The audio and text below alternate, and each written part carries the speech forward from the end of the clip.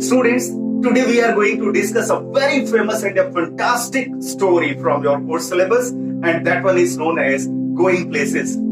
Students, this Going Places has been written by A.R. Barton, and A.R. Barton is a very big name among modern writers. A.R. Barton even deals with the problems of adolescents. Adolescence is an age group from 10 to 20.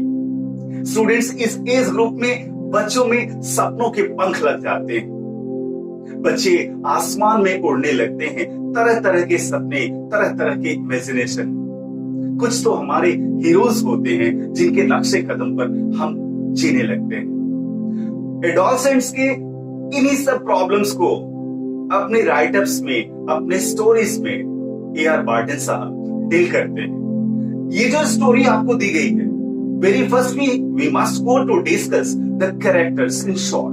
Very first, the major character Sophie comes. Sophie is a daydreamer, हमेशा सपनों में जीती है। Jancy is a girl of reality.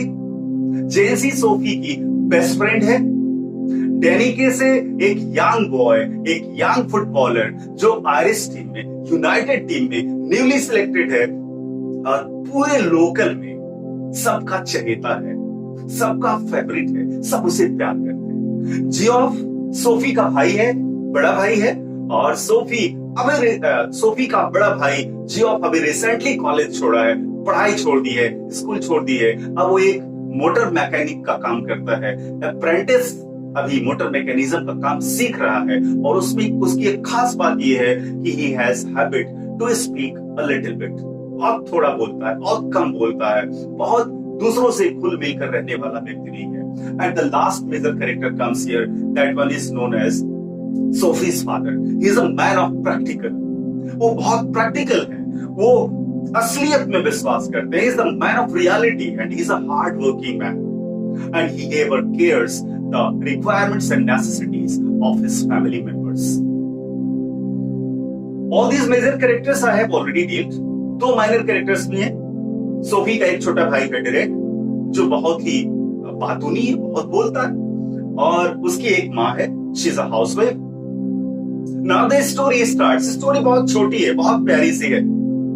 Sophie डेड्रीमर है, school से अपने दोस्त जेंसी के साथ घर आ रही है, और रास्ते में she goes to open her dream. She tells that she has to open a boutique. उसे एक बुटीक खोलना, और वो भी बुटीक साधारण नहीं, बुटीक पूरे क्षेत्र में सबसे अच्छा, द बेस्ट वन। और उसका यह खुलासा सुनकर जेंसी तुरंत रियलिटी में लौटती है और उसे समझाती है कि बुटीक खोलने के लिए बहुत पैसे चाहिए। वो कहती है हो जाएगा, मैनेज हो जाएगा। सोफी कहती है मैनेज हो जाएगा। She will do a job in a factory of a manager, and doing as manager she will earn much more money, and through that money she will open a boutique. इस पर टोकती है जेंसी, और जेंसी कहती है कि straight of तुमको कोई manager नहीं बना देगा, सीधे सीधे तुमको कोई मैनेजर नहीं बना देगा। कहती है वो हो जाएगा। फिर बताती है कि after opening a boutique she will be a famous dress designer. She will design the dresses for different actresses. और कहती है जानती हो, एक्ट्रेसेस का जीवन बहुत ही ग्लैमरस है, बहुत खूबसूरत है, बहुत बेहतरीन है, मुझे उनका जीवन बहुत पसंद है। और एक बात और जानती हो Jency, actresses never go to do all day long, they have a part time job, and doing a part time job they earn much more and they lead a glamorous life. So opening a boutique, being the manager in a factory, she will open a boutique, and opening a boutique she will be a famous dress designer, and being a dress designer she will be a good actress, and then her life will be very happy and it will be full of glamour. This is the plan. ये पूरा का पूरा उसका सपना है। जेंसी जितना हो सकता है उसे समझाने की कोशिश करती है। This is the first episode of this story. Now at second stage, Sophie reaches her doorstep. अपने घर के पास पहुंचती है। She enters the house and there she interact with her family members. Her father is having meal. Little Derek is sitting just beside him, and her mother is cooking. On stove, और stove जलने से पूरे कमरे का वातावरण जो है वो फुल ऑफ स्मेल है, केरोसिन ऑयल की महक चारों तरफ आ रही है। बहुत छोटा सा घर है ये। उसके पहुंचते ही her father goes to disclose that when Sophie will have much more money she will purchase a big house. Derek तुरंत तंज कसता है और कहता है कि सोफी ये सोचती है कि पैसे पेड़ पर उगते हैं, बस तोड़ लेना है और खर्च कर लेना है। डिरेक का यह तंज सोफी को बहुत खराब लगता है। सोफी अपना बैग किनारे रखती and she moves to another room where her elder brother Geoff is present. Geoff के कमरे में जब वो पहुंचती है तो Geoff is an apprentice, he is learning motor mechanism. उसके पूरे कमरे में पेपर पर मोटर पार्ट्स बिखरे हुए हैं, मोबिल चारों तरफ उसके बॉडी में लगा हुआ है, and he is a quite silent man. He never goes to talk a lot to anyone. He never goes to notice whoever is coming there. वो नोटिस नहीं करता कौन आया है। सोफी थोड़ा पास में खड़ी होती है, अपने भाई को देखती है। भाई जवान हो गया है, खूबसूरत हो गया है। भाई की एक अपनी जिंदगी होगी, भाई के एक अपने रिलेशंस होंगे, भाई की अपनी गर्लफ्रेंड होगी, भाई के अपने फ्रेंड्स होंगे, उसकी एक अपनी दुनिया होगी। और उसकी दुनिया के बारे में सोफी सोचने लगती है और कल्पना करने लगती है कि काश उसका भाई उससे शेयर करता, उससे बताता। But elder brother Geoff never goes to be frank with her, with his sister. Geoff अपनी बहन सोफी से इसलिए नहीं बात करता कि वो उसे छोटा मानता है, वो उसे यंगर मानता है, वो उसे बच्चा मानता है, और सोफी अपने आप को उसके हमउम्र मानती है। ये सोच का अंतर है दोनों। सोफी अपने भाई की निजी जिंदगी में प्रवेश चाहती है, कुछ डिटेल चाहती है, कुछ जानना चाहती है। She is quite curious to know the top secret of her brother's life. वो कल्पना करती है कि एक दिन ऐसा आएगा कि her brother will make her sit just beside her on the bike, और हम हवा में बातें करते हुए भाई की निजी दुनिया में प्रवेश करेंगे। भाई हमें अपनी सारी बातें बताएगा, और जब हम बाइक पर बैठकर अच्छे कपड़े पहन के अपने भाई, स्मार्ट भाई के साथ बाइक पर बैठकर निकलेंगे तो पूरी दुनिया हमें अप्लॉज करेगी, पूरी दुनिया हमारा स्वागत करेगी। This is a second dream of Sophie. But elder brother Geoff working busy with his tools, he never goes to notice Sophie, what she is thinking of, what she is thinking about. Sophie wants to attract the attention of Ziof. Ziof से वो सिर्फ उसका attraction लेने के लिए, सिर्फ उसका अपनी तरफ उसका ध्यान आकर्षित करने के लिए, she goes to tell that आज उसकी मुलाकात डेनी केसे से हुई। डेनी केसे से उसकी मुलाकात हुई, थोड़ा सरप्राइजिंग जरूर है, but her elder brother knows her habit, उसको भी वो क्या नहीं करता। बस सर उठा के पूछता कहां मुलाकात हुई, कैसे मुलाकात हुई। सोफी बताती है कि वो एक मार्केट प्लेस पर कुछ विंडो रॉयल्स में कुछ खरीदारी कर रही थी, और वहां एक व्यक्ति को उसने खड़ा देखा। वो व्यक्ति देखने में लगा कि इसको पहचानते हैं, but who is it? She was not sure and now she goes there. अब वो एक्सप्लेन करती है कैसे उसकी मुलाकात हुई। उसके पास जाकर वो पूछती है कि are you deny Casey? Danny Casey smiling answers yes I am Danny Casey. और she discloses there she wanted an autograph for little Derek, but unfortunately they both had it pen and paper. इतना वो बताती है कि Danny Casey has promised that next week they are going to meet, and next week certainly he will give his autograph. इतनी एक imaginary story कर देती है, और जो पूछता है कैसा दिखता हो, क्या पागलों जैसी बात करते हो। उसको कौन नहीं जानता कैसा दिखता, उसकी नीली नीली आंखें, वो मॉडेस्ट चेहरा, वो चेहरे पर शालीनता, वो बोलने में माधुर्य।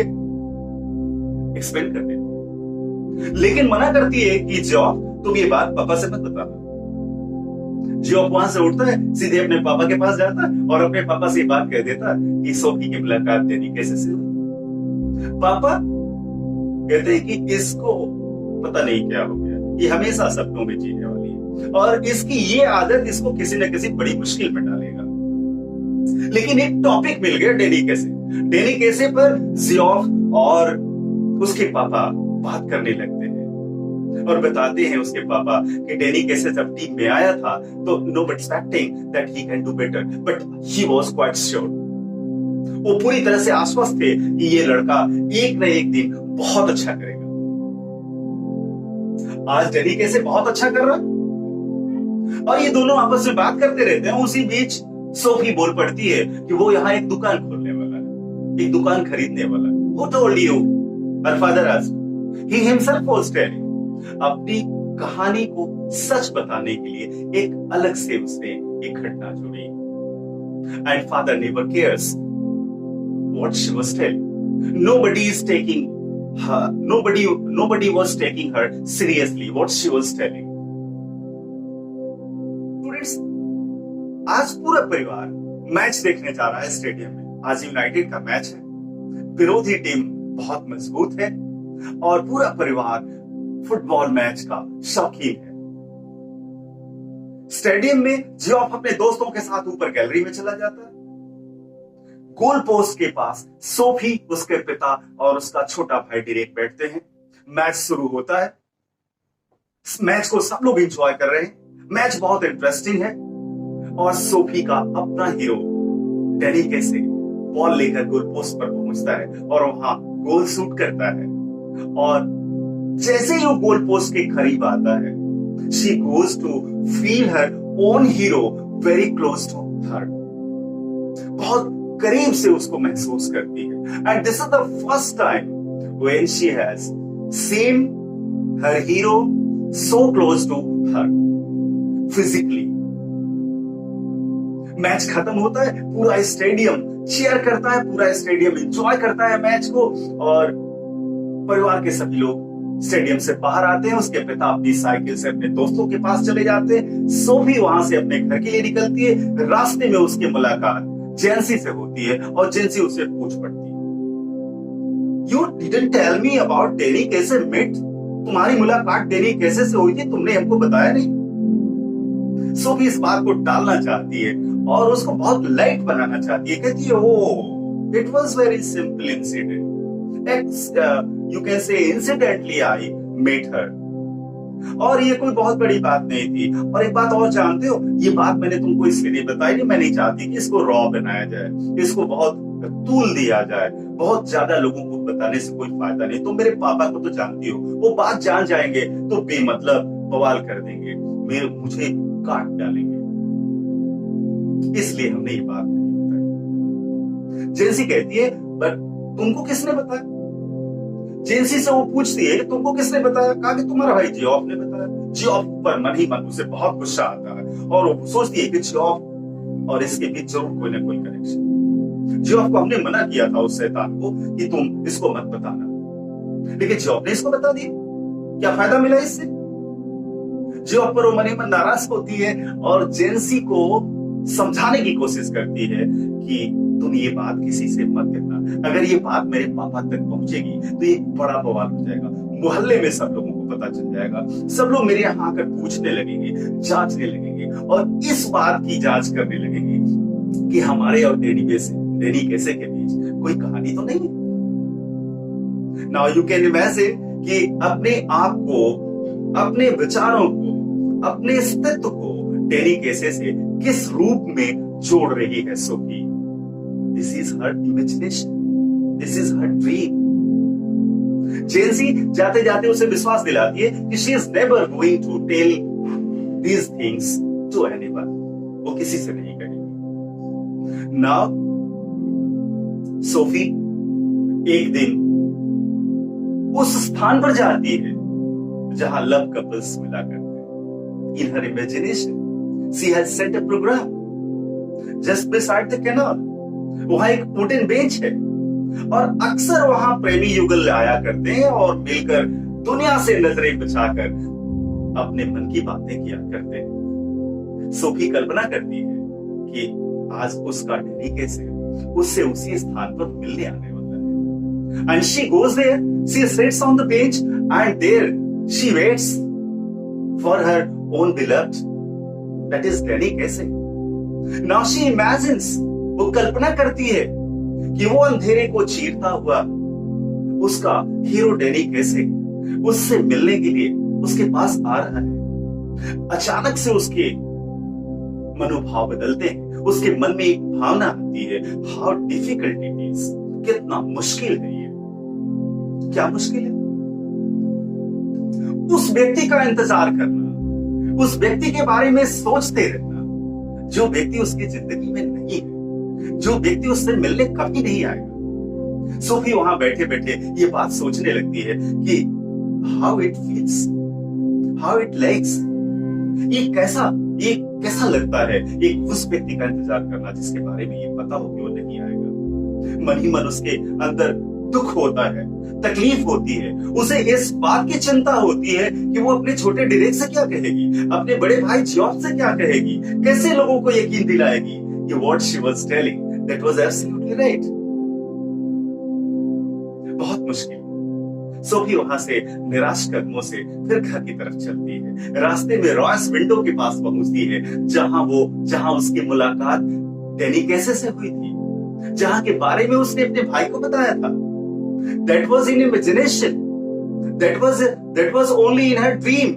लेकिन जिस स्थान की चर्चा उसने की थी, जिस समय की चर्चा, जिस मोमेंट की चर्चा उसने की थी, उस स्थान को जब वो क्रॉस कर रही है, she sees the place. ये उस स्थान को देखती है जहां डैनी कैसे से उसकी मुलाकात हुई थी, और अपने ड्रीमी आईज से वो अपने इस सपने को जीती है। She goes to live her dream in a real sense. और देखती है कि डैनी कैसे वहां खड़ा है और उससे हंस हंस के बातें कर रहा है और उसे ऑटोग्राफ देने की बात कर रहा है। These all sorts what she discussed, already had discussed to her brother. Now she goes to live the same. Now she comes home and the story goes to be over. अब उसे सपना देखने का मन नहीं कर रहा। झूठे सपने थोड़ी देर के लिए सुख देते हैं। They are very much pleasing for a short period of time, but for a long period of time they are bad, and thus the story goes to be over.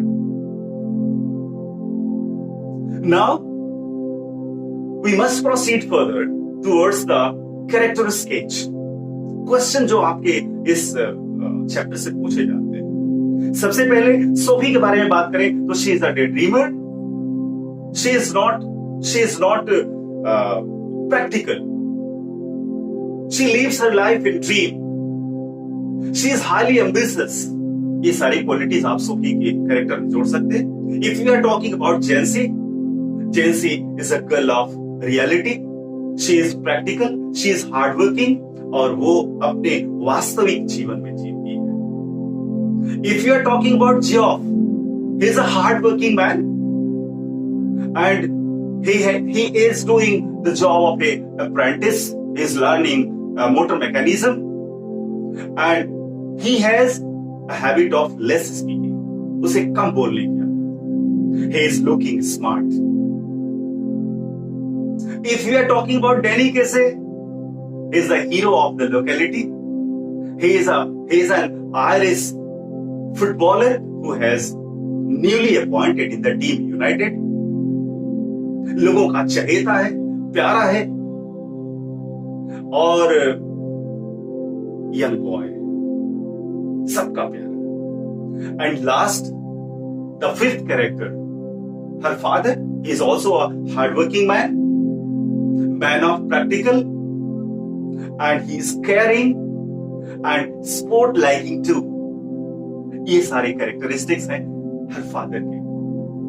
Students, now I am giving you some 5 questions to write,